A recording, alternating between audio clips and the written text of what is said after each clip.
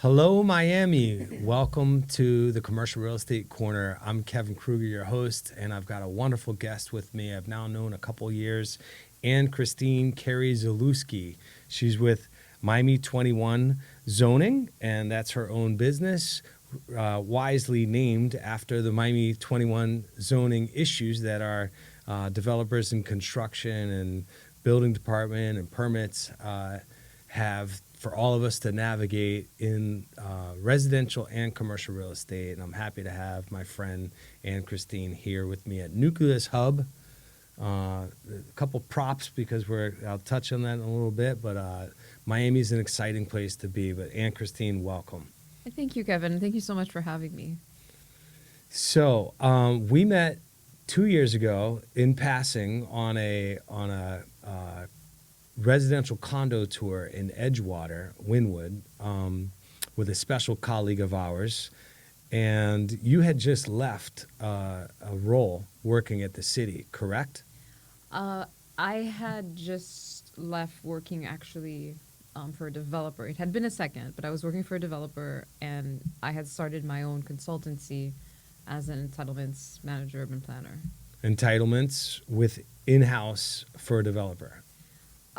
Previously, yes, I managed the entitlements for a developer, but when we met, I had my own consultancy. So yeah, I'm an entitlements manager now still. Great. I'm glad you brought that up because there's so much to learn within the real estate industry. I serve commercial as a tenant rep typically, seeking and negotiating workspaces for office, industrial, then retail. And the last 3 years, I've been serving a developer. And one of our magic words are entitlements, shovel-ready, permit, So let's create a glossary for our audience. What is an entitlement? An entitlement is a permission from an approval, an official approval from a city to do something. They usually use the term when the requirement is beyond just a building permit. So it's not just you're meeting the Florida building code, but something, whether it's a rezoning or a site plan review that requires a public hearing before the city commission, or it's a little bit more in depth in terms of whatever zoning requirements that have to be met. So if it's a rezoning, if it's a conditional use, if it's a warrant, and this is City of Miami, a warrant, a waiver, a variance, that's an entitlement. But effectively, you have to get that approval, that entitlement, before you can submit your construction documents for your building permits. So when people talk about pre-construction, they're talking about entitlements.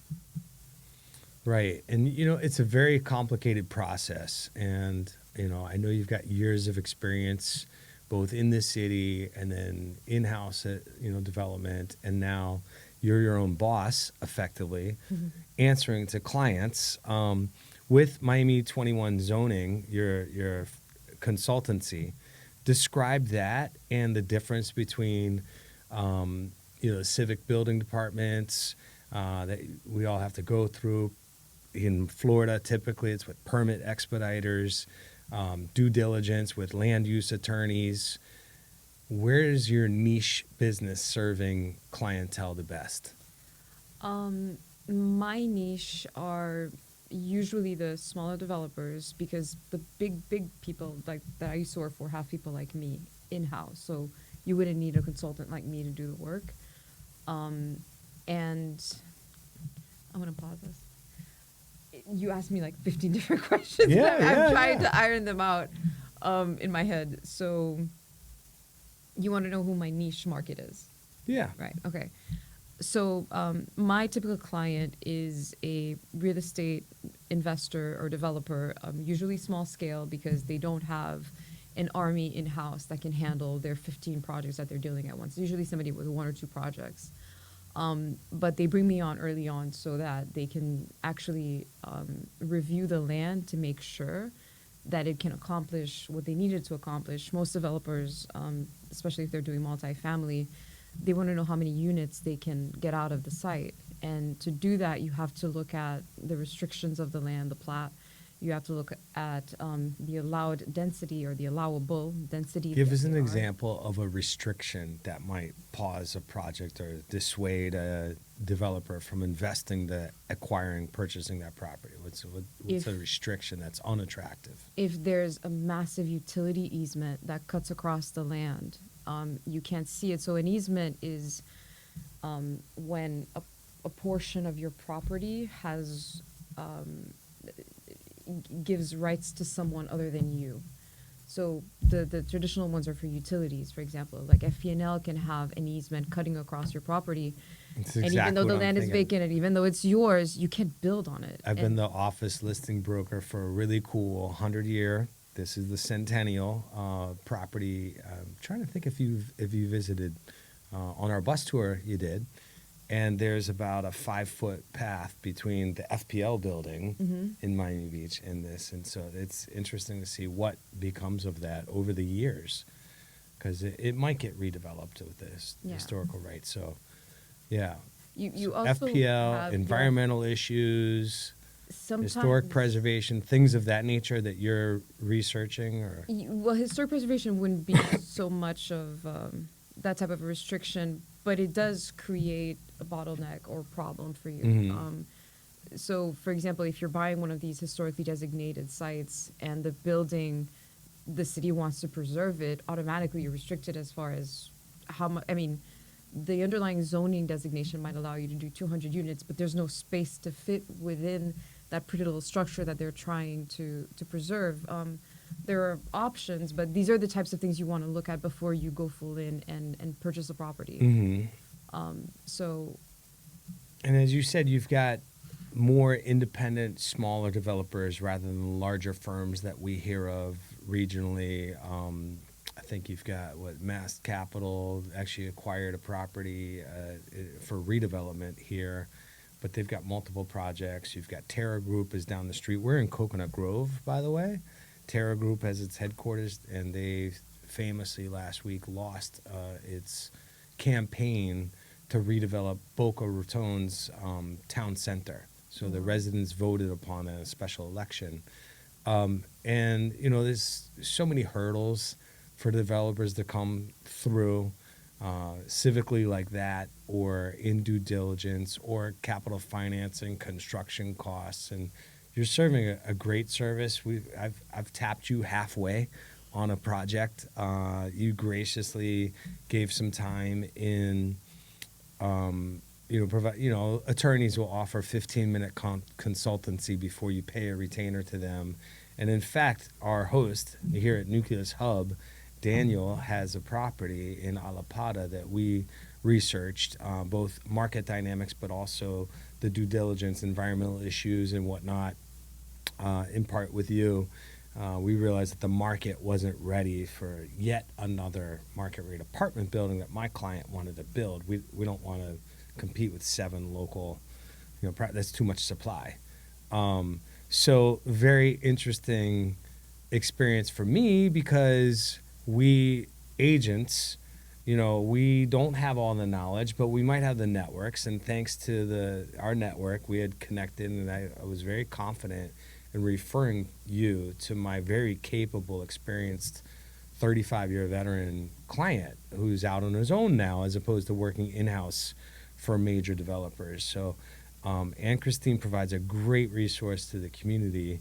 And you too, you've got great relationships, as I understand, a lot of them within the city. I think building departments, and which other parts of city of Miami versus other municipalities, and what are your special relationships that you've carried with you? So, the city of Miami, because I used to work there, definitely I call them friends. Planning and zoning, these are people that I can reach out to at any time. I have to say that shout out to the city of Miami, because they are very open to listening. So what often happens, and the reason why you would need someone like me when you're dealing with the entitlement, the application, etc., is staff gets it wrong. It happens a lot. It's just, we're all human. Everybody's reading the code. They get it wrong. And so when someone like me is involved on the developer side, then I'm able to have the conversation and point out, this is actually what it says. And then what if this happened and this happened, and then you negotiate it. So for example, I don't know if you know what a variance is. Yeah, a little bit. I mean, give it again glossary terms for the audience and me. I'm here to learn. Okay. It's when you have a property and for whatever reason you can't meet one of the requirements for the development. Let's say it's a setback or height restriction. And the city has a relief option, which is usually called a variance. In Miami, you also have, they call it waivers, it depends. So you need a relief because you cannot meet the requirement. Well, it's not that easy to get a variance because you have to prove that there is a hardship. There's something wrong that makes your property different from everyone else, which is why that requirement should or could be waived. So for example, if your property has a weird shape, you don't even have enough room to provide your driveway, let alone that setback, the massive setback that they're asking us for. So you have to make an argument for it, and you have to write a justification. You have to be consistent with the city's the zoning ordinance, but there's all these little things that you have to look into to make the case. Otherwise, if the city just approves it and your neighbor has an issue with it, they can appeal it, and you'll have lost your approval, all the work you put in, and you're back to zero, and it sucks. So you really want to make sure that you do it correctly. One of the things that I do when people hire me, the city will say, you need a variance. And I'm finding more and more, I actually get them out of it because the city they misinterpreted the code. Or there's just something that they were not seeing or reading, and I'm able to get people out of these variances and they still get the project just like they wanted. And it's more the back and forth, the negotiation, and just having those conversations with staff. So that's just one of the assets or the advantages of having someone like me on your team. Right. And when might someone outgrow your service? For instance, litigation and land use attorney. You probably keep tight relationships with local land use attorneys, whether they're the large firms or maybe some of the independent operators like yourself. So how do you collaborate? I know you're almost competing for some of that business. I think you've defined your business as like the more affordable consultancy when you're not doing big, massive projects. You're doing the mid-sized projects, let's say. So, but describe that a little bit for us. So you need an attorney when, let's say, for example, the case of a variance where I prove to you that, no, this doesn't apply, but the director's corrupt, the politicians have other prerogatives, and they just say no. I mean, this happens. It's Miami, it's Florida. It happens outside of Miami too, where people are breaking the rules, and now you need to fight. And that's why you need an attorney sometimes to either go straight to the city attorney's office and elaborate, okay, this is what's going on.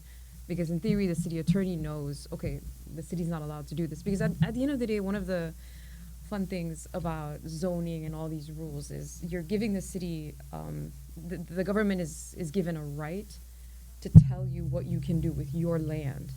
That's a big deal in the United States, the Constitution. It's a really big deal. Mm-hmm. And so our property rights. Exactly, You know, your property rights. And so as we're about to celebrate our 250th anniversary of our country and independence, Yeah. which I can go on about, and I will later regarding my shirt.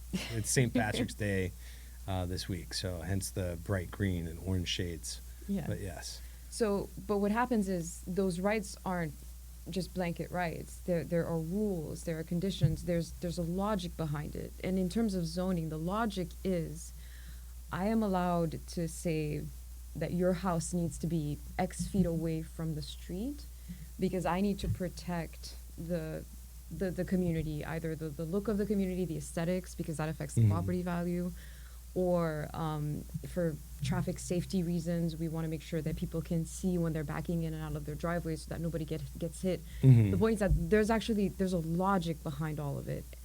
But then when what the government on you, whether it's a condition of approval or some type of improvement, and it doesn't make sense, there's absolutely no rationale between what you're asking me to build or give up and what I'm doing or what the neighborhood needs. and you have those conversations, and you have those and you have them intelligently, whether it's because you brought in a traffic engineer or you brought in an urban planner that specializes in land use compatibilities and someone who knows what they're talking about, and we're making this argument, and you have a blanket no, and more importantly, you're not even giving us your rationale. You're just not answering the question, and you're saying, you cannot build this. I have the power, and you cannot build this until you do X, Y, Z. Well, that's when you have a problem, and you Right. need an attorney, because the only way to fight this is with a lawsuit. Hopefully, the attorneys are able to work it out with the city attorney's office, because they are also responsible for protecting the city from getting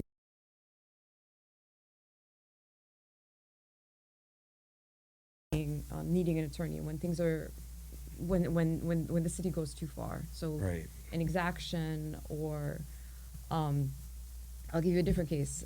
Let's say you have a project that's actually by right, which means that you're meeting every requirement of the code, but you have to go to public hearing, and then your neighbors decide to show up and complain.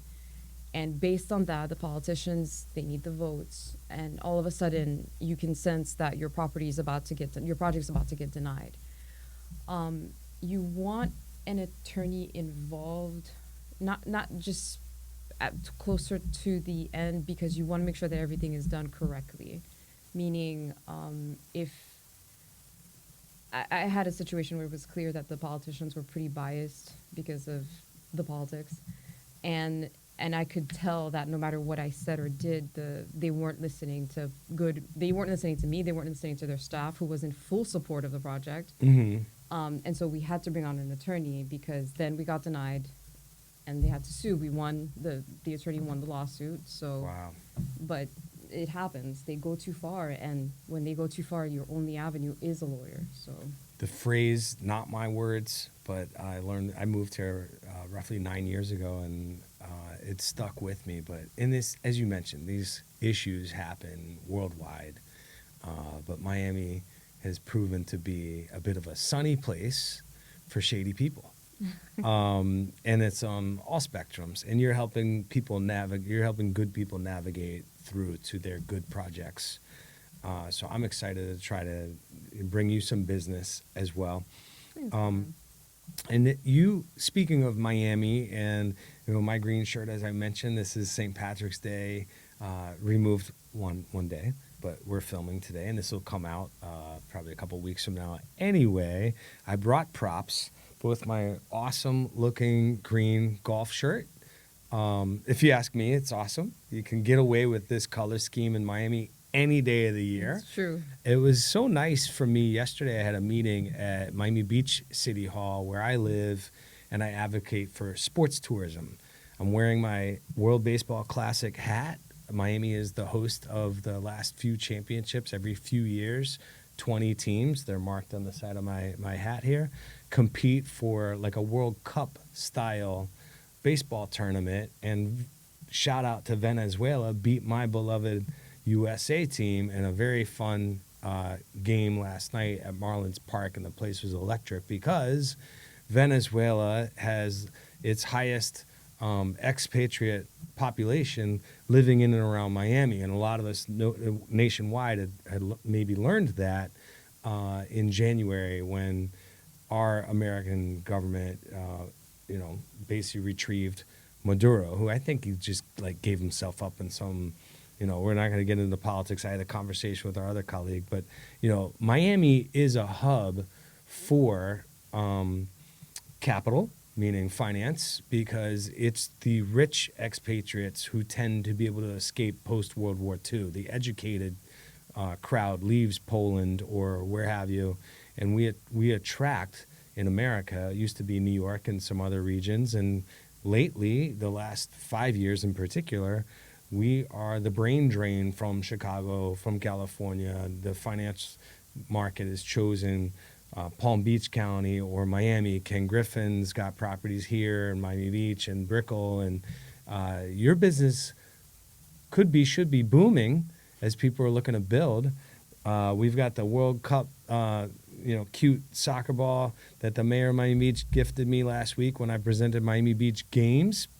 That's going to be a gift from my buddy Samuel and Asher Cotton, are about 3 and 1 years old, and they each get a little soccer ball.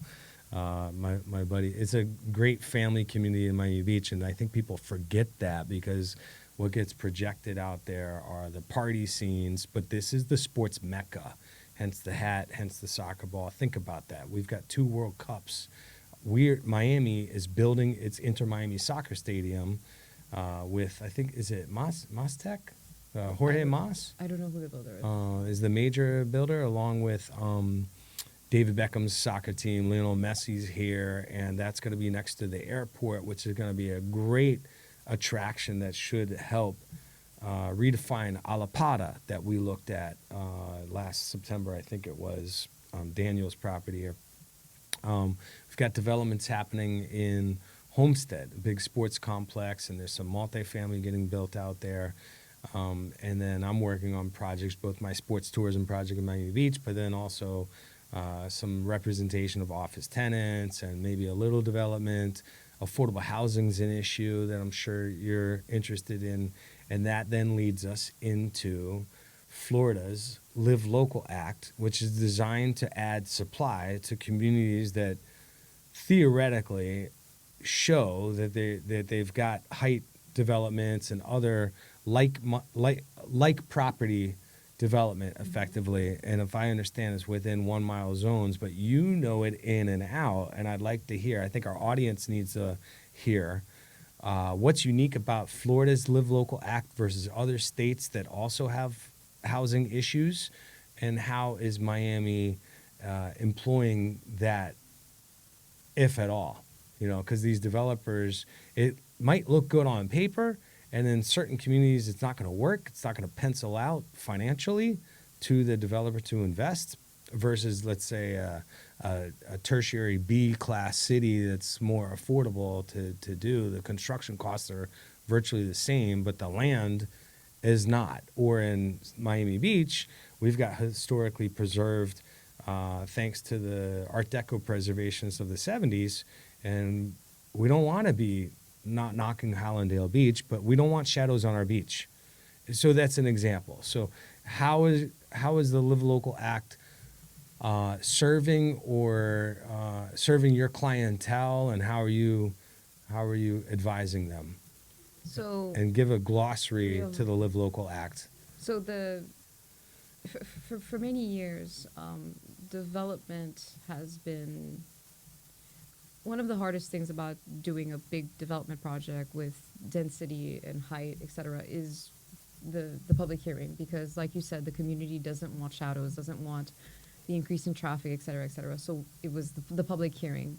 The thing is, even when the development would have brought supply or more affordable units, even that wouldn't get shut down, because yes, I would like for you to find a house that is, or an apartment that's affordable.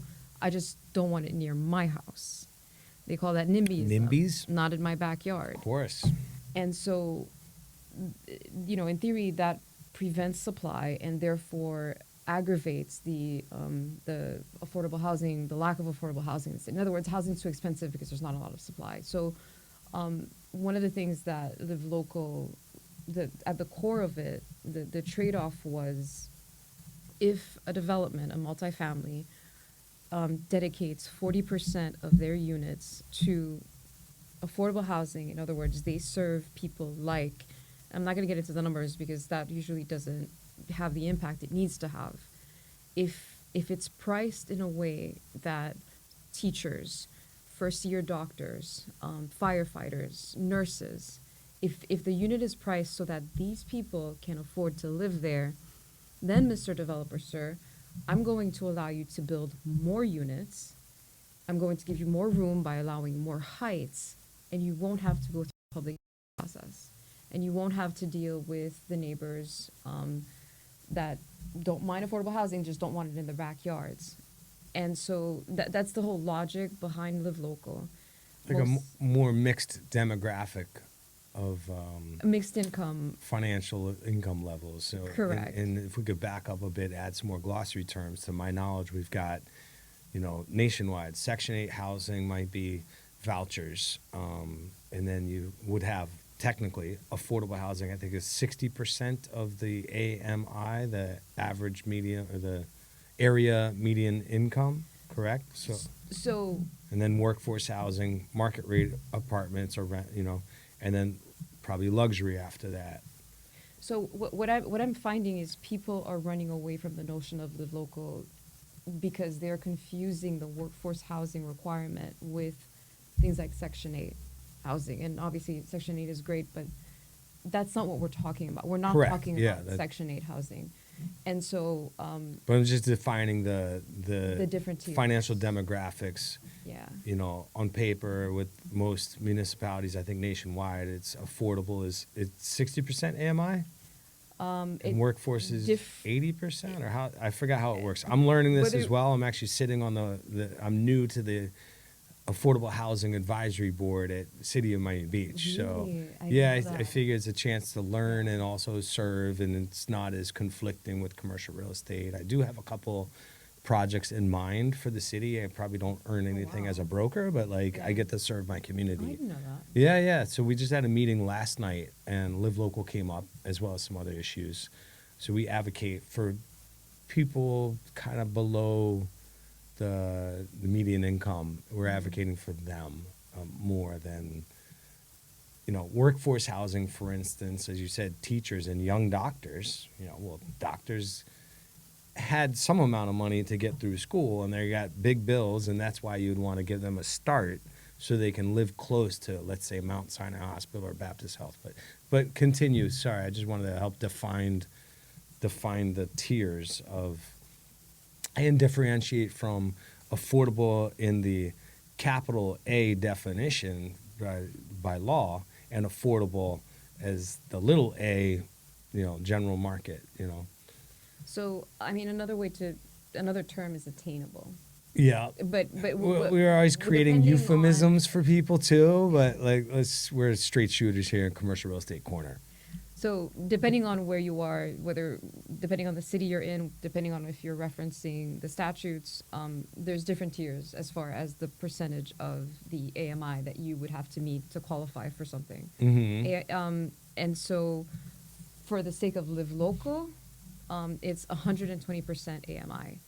So to translate that, in Dade County, including Miami, as of last summer, you were looking at approximately $3,300 for a 2-bedroom apartment.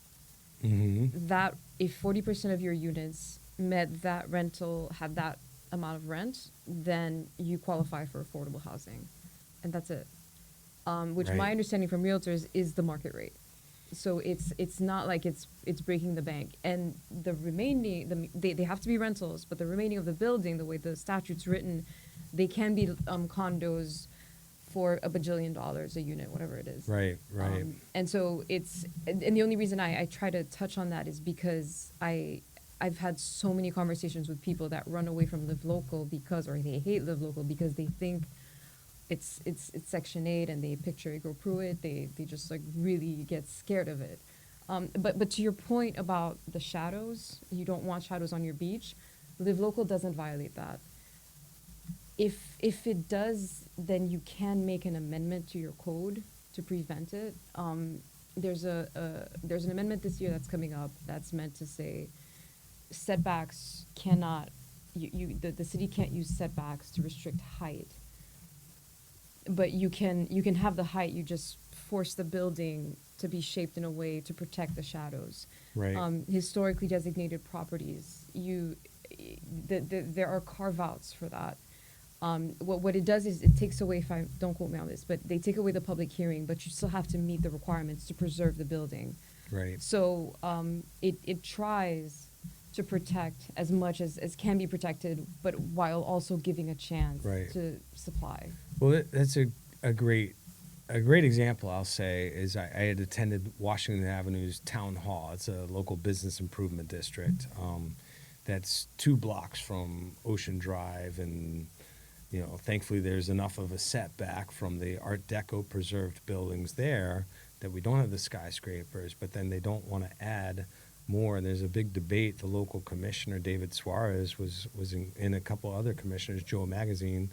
In Miami Beach, are encouraging, residential development along the Washington Avenue business corridor, which I think is a nice mixed use, responsible development. We have a lot of hospitality and retail staff, but as an office broker, I raise my hand to point out, folks in the room, like, don't forget, you've got 6 Class A office developments in the pipeline for Miami Beach with nowhere to put these young families. A 2-bedroom at $3,300 theoretically should be serving a family of 3 or 4 at best.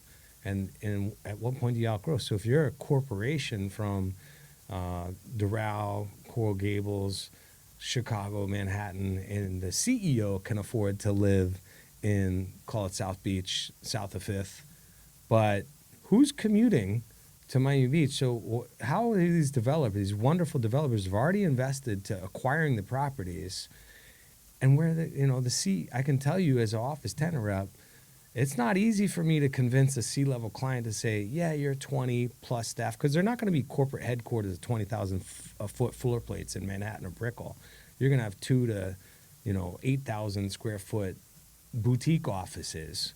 But with 500,000 square feet of office development, where do these staff who are making that $120,000 AMI or whatever, where do they live affordably with, children and whatnot? And Miami Beach doesn't necessarily have that attractive property. They might have 80-year-old buildings, and that yuppie is not going to want to live in that scene. So it's really interesting to watch all the market dynamics come into play, because as Commissioner Suarez wisely, I'm so appreciative when he's got the neighborhood associations barking at him of like, we want this. They're looking from their little condo that they retired 6 months a year and demanding the whole market caters to their whims of like one woman, who I like and admire her family so much, but she lives in a very elevated building and wants a luxury, one of these, high-end grocery stores in her neighborhood. It's like if you go a kilometer west. We're not in a food desert here. You can go to Sunset Harbor. You can get your high-end grocery store experience 6 months a year. But you're dictating to the rest of us, like, okay, Mr. CEO, CFO, like, you can't have, because we don't want to go from 75 foot high to 100 feet high, as Terra Group had already penciled out and said, we're way off on proper management of constructing, financial fiduciary responsibility. And as I try to point out to the other neighborhood association president, I'm like, my client put an offer on the property that's now being revealed. He kind of got bid out in bankruptcy court. My client had an open market offer on a really cool lot for redevelopment that the previous developer fell through. And then the new developer is, frankly, they're land banking it. They're paving a parking lot like Joni Mitchell and ruining paradise by the estimates of the community. We're like, we don't want a parking lot. But that's their right to do. Yeah. And it's frustrating. And it was interesting because they're not listening. They're just looking from their little balcony, and they're saying, "Oh, wouldn't it be nice if I had this, for the next?" And interesting enough, sorry to hog the call or the call, but one of the Ocean Drive operators, David Wallach, if anyone knows him from Mango Tropical, like 35-year legacy hospitality business. They brought live Latin music and helped define the culture globally. And he's in his 70s or late 60s or something. He's screaming at his neighbors and saying, "You're all not going to be here 10 years from now, and you're nickel and diming this good local developer that wants to bring supply, And so it was so interesting to be. I'm glad I chimed in, because sometimes I know, like, you go into the NIMBY crowd and you tell them that you're sleeping in the bed that you made. And and it's almost, I don't know if I should even say this. Yeah, commercial real estate corner. We're open books. Well, no snowflakes in the audience. What I'm finding is, because of these fights, the cities are losing their power to control what gets built. Yeah, right. Like, state of Florida preempts all of this with Live Local, and that's why I mentioned Miami Beach so much, because that's the big debate. It's unique. Like, And, and frankly, where Miami Beach went the last 50 to 100 years, Miami-Dade followed. When the world thinks of Miami, they don't think too much about Little Havana or Wynwood. A little bit if you discover them.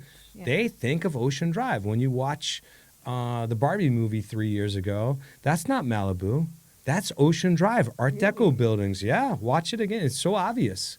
It's designed. Yeah. It's global, and this state needs to recognize each community. I think we have a new commissioner, Vicky Lopez, who came from the state representation to fill in our new mayor, Eileen Higgins, who took the city hall from down the street here into the urban core of downtown Miami, which I think is great.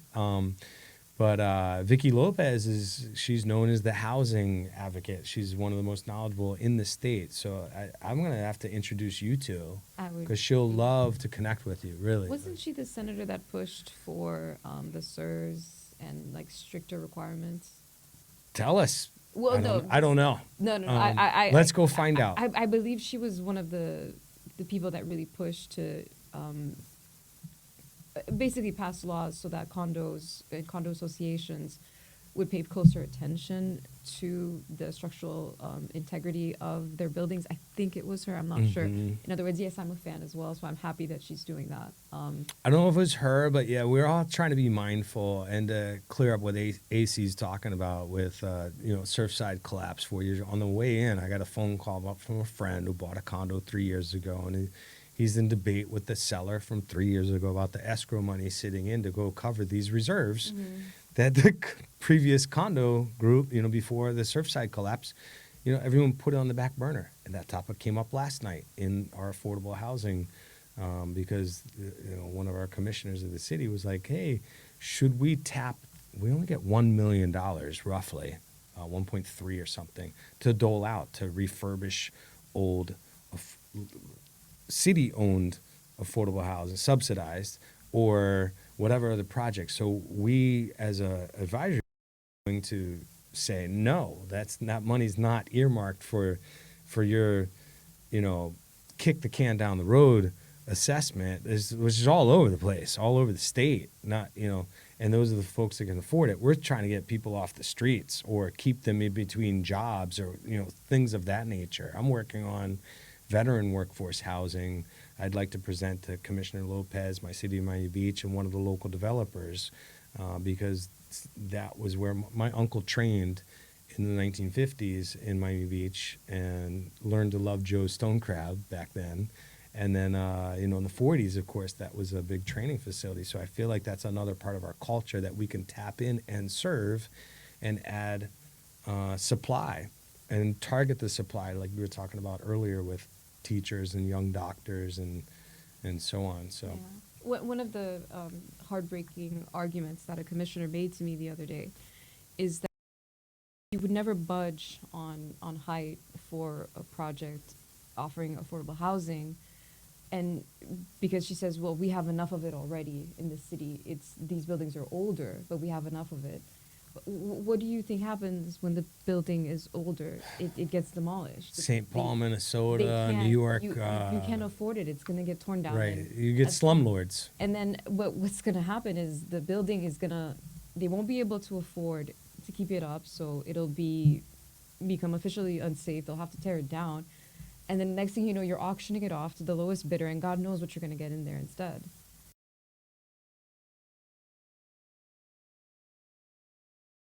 Right. That's why, one of the reasons why I'm so supportive of and excited about Live Local. Cool. So how can people get in touch with you, Anne Christine, AC for short? But how can people get in touch with you directly? You got like the coolest branded website, and how else?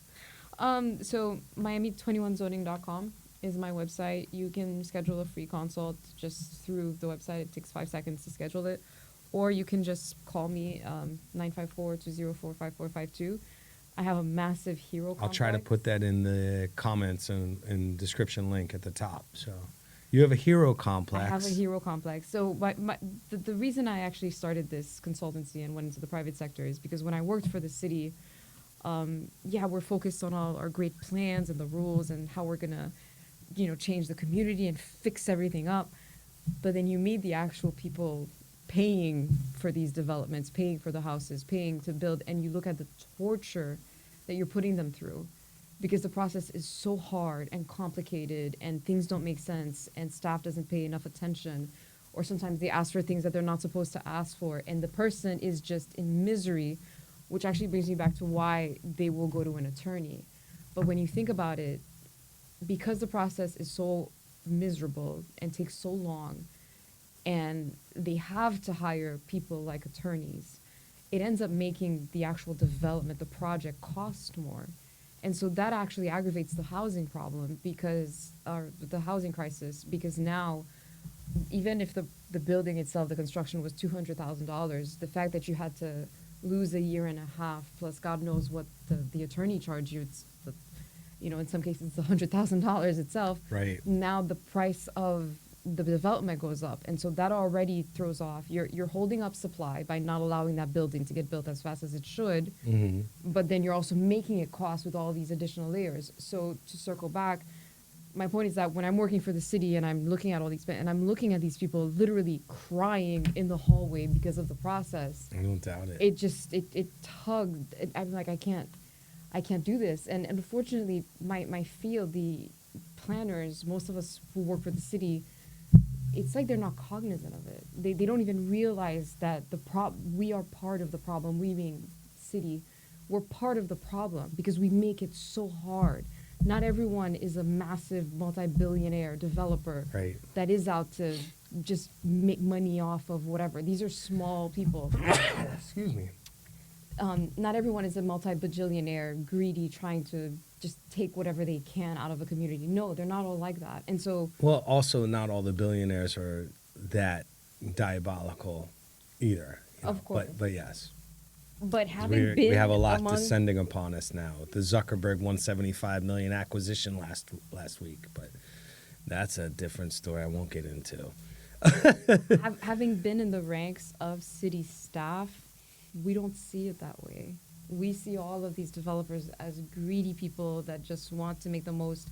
And because our job is to protect the community, we lead these fights thinking that we're gonna, and there is some truth to it, meaning we need to protect the community. We need to make sure that we get the best out of everything. But at the same time, it's not working. Like, the most fulfilling thing about my work now is that when I accomplish, I get an approval or I get a crazy requirement, an exaction, like, removed, like something insane, the relief in my client's voice, like, oh my gosh, I cannot believe you were able to do this. That's awesome. That's that's Can I why high five you just for that? Thank Just you. Vicariously through that experience. Thank you. That is the most fulfilling thing, and that's like that sense of gratitude. I'm like, yes, I did it. Right. Like, this is why I got into this, because I want to help people. So. Well, I think that's great, and I relate as well. The brokerage firm I work for is RISE, which is an acronym, and I hear it loud and clear through you. RISE, respect, integrity, service. I like to say empathy. My mentor, I think his word excellence is generic. I'm like, well, what does that mean? Like, everyone's great. Like, empathy. But you're delivering that because you've got the past experience working within the city and working directly for developers and your hands-on projects. You're a lifelong learner, I know. And then I think that empathy comes through in your successes and your compassion. We like to do business, no matter the industry, with people we like. So who wouldn't want a wonderful woman at his or her side, like you, to get them through the process? It's a lonely role being so entrepreneurial in construction and development, especially for these independent, non-corporate type clientele that you've got. Maybe they're formerly corporate, but they've been there, done that. They want to do their own thing, or So you mentioned your phone number, 954 is Broward, and we have about almost 36 municipalities within the county of Miami-Dade County. City Miami is the 21 zoning that you're referencing, right? Or is that for the county? But No, that's City of Miami right. specific, So Miami 21. which submarkets around Miami-Dade, potentially Broward and beyond, do you also serve in case our audience wants to tap your services? So I actually serve the entire state because we are it's a home rule state, which means the cities get to do whatever they want unless the state says no. Which is exactly what happened with Live Local. So I've probably worked in about, I don't know, 50 to 60 different jurisdictions. I've had projects in 50 to 60 different jurisdictions, which means I've been through the codes of that many different projects, and there's a lot of similarities and a lot of overlap. To answer your question, I've done projects all the way up to Orange County, and then all the way down to Key West. So I basically, it doesn't matter where the project is. Luckily, we live in a very virtual world where I can have all of my meetings and deal with the city, and the state just passed this exciting new bill where now everything has to be virtual. The plans, the submittals, like they're not going to be able to do physical permit submittals or plan submittals anymore. So that's really, really exciting, and that definitely opens me up in terms of my geography. But my office is in Miami, in the city of Miami, so that's usually where most of my clients are coming from. But I go everywhere. The fun thing about what I do, so I'm certified. I have my AICP, and so when I'm speaking to staff, they understand what that means. And so AICP is American Institute of Certified Planners. there. So We go. Yeah. I had to take Another the glossary test, term and, for us. well, but it also means that I'm an expert testimony. So when let's say I were to represent your development in front of the commission or whatnot, Wow. Yeah. my work serves as evidence. It's Right. not just an opinion Right, that's or cool. whatever. And so they're able to use There's some that. strength to that. Yeah, that's some teeth. one of the reasons why attorneys bring me on as well on the project, so that they have the backup. Okay, this works. Right. But so anyway, when I go in front of these staffers throughout Florida and they understand what I do and who I am, we speak the same language, and it's automatic, the synergy, and it helps. So Very cool. yeah. Well, Anne Christine Carrie-Zalewski, don't think it's a mouthful. That's a double-barreled name. So nice they named her twice as a baby, right? And I look forward to, is it a family name, Anne Christine? Like, did you inherit that from grandmother or? Well, Okay, my middle name is Kevin Albert, or my first name obviously Kevin, and I inherited my grandfather's name Albert. But as I was telling you before we started, Miami being the melting pot immigrant city that it is, lots of Latinos. Latinos have all the names, 5 or 6 sometimes, and so I wanted to also carry on the heritage of my grandfather who fought in D-Day. He landed at Normandy and he battled the Bulge, but I go by Kevin Alberto occasionally when I introduce myself. But no, so Anne Christine Carrie-Zalewski is at your service here in Miami. Lots of developers and Miami21zoning.com, correct? correct. All right. And you get the And- last word. And commercial realtors and brokers, so that I can help you make sure that your client gets where he needs to go. So Absolutely. for brokers, attorneys, I work for free. You heard the attorneys, they'll bring her on board to do, right, to do Yeah. some of the heavy lifting along the way or to be a subject matter expert in a presentation to commissions. And apparently the state is also going to start allowing applicants to hire private people like me that are certified to do the reviews. And so I would give the city a final package that they can't duplicate the work that I would have already done. So something else that's coming up, I think this is going to be in January. I have to look closer at it, but Right. yeah. Well, you're going to have to help refer another guest to our commercial real estate corner here. And then, as I also said before, we might like to expand the room to another we'll borrow from NPR's Tiny Desk, Okay. and we'll chop it up in the commercial real estate corner on some hot topic that I'll just be a fly on the wall and watch you all go to town. There's a lot of complications that go with commercial real estate, and Ann Christine is simplifying it for some wonderful clients doing good projects. And probably I see Miami as the hottest city in the entire world, not just for sports and cultural lifestyle and construction, but really it's a free capital society. It's bilingual, and we're attracting a lot of talent here still, all decade. This is the Roaring 20s. So if you have any questions or suggestions, please reach out to Commercial Real Estate Coach on Instagram, and find us. Our shows now on Spotify and YouTube and so on. So I'm looking forward to having you back for another robust conversation. Maybe some colleagues join us. I'm looking forward to it. Thanks. All right. Thank you so much. Handshake and a high five.